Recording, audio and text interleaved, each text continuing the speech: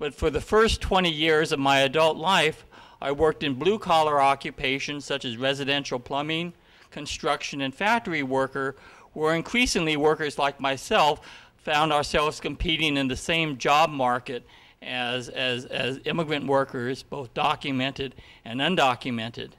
And even though union activists like myself fought very hard for our unions to take good and progressive stance on immigration, the views amongst a lot of the rank and file workers was not nearly as good.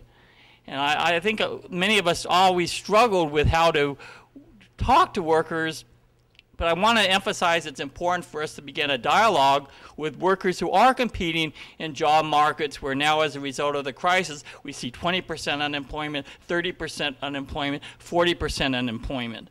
And I think it's important that we, especially at this time, if we're going to be successful, we need to have a dialogue so people understand the causes of unemployment, the contributions that immigrants have made, creating entire industries like the garment industry and other light industries. But I just want to emphasize and hear comments about the importance of having this kind of a dialogue and addressing these kinds of concerns rather than just assuming that we're only speaking to some of our own friends. I think it's really important that when we are having these discussions, we need to be mindful of the current state of the economy. We have a situation where over $21 to $25 trillion, as they say, has been vaporized, which basically, typically wealth, as we know it, it changes hands. But in this case, it has not been exchanged. It's just gone. It's vanished in thin air. So what kind of implications is that going to have on any of our aspirations?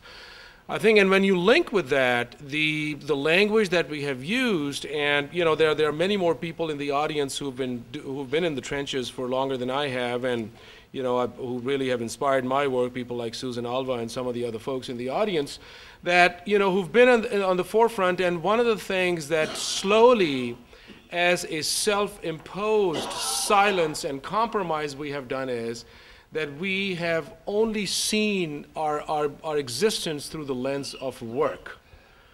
And our argument towards immigrant rights has also been this very jaded language of hard-working, tax-paying individuals. And what that has happened is that has shifted the debate completely from a notion of human rights and a right to mobility and a right to exist into an ask.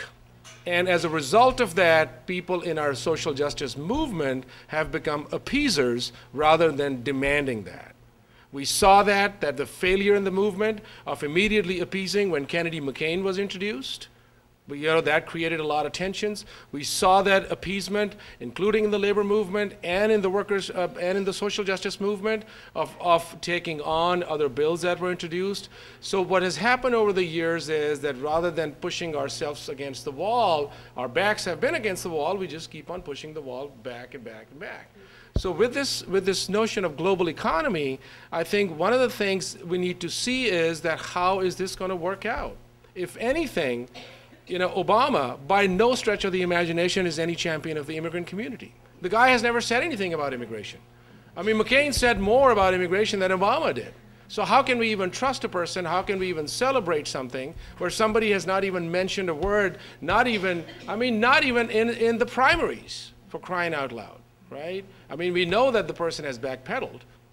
But so the guy has not even mentioned that. So I think for us to hold these high ideals and to have these expectations, I mean, I was having a conversation with Professor Heng the other day, and I think that the key here is that the litmus test would be that if there's going to be a raid on the 21st, let's see what happens. And then where do we go from there? So I think the issue of global economy needs to be at the forefront of what we are thinking. The issue of global migration needs to be at the forefront of what we are thinking. We need to get out of this mindset that, you know, we need to be challenging this thing, because on an average about 260 to 280 million people migrate around the world. So the whole world doesn't want to come to the US. Maybe like 2% of that, 2% of the global migration wants to come to the US. So that's where the challenges are going to be. That is, guest workers program is only going to be our option left. Because regardless of who's in the White House, enforcement is a reality.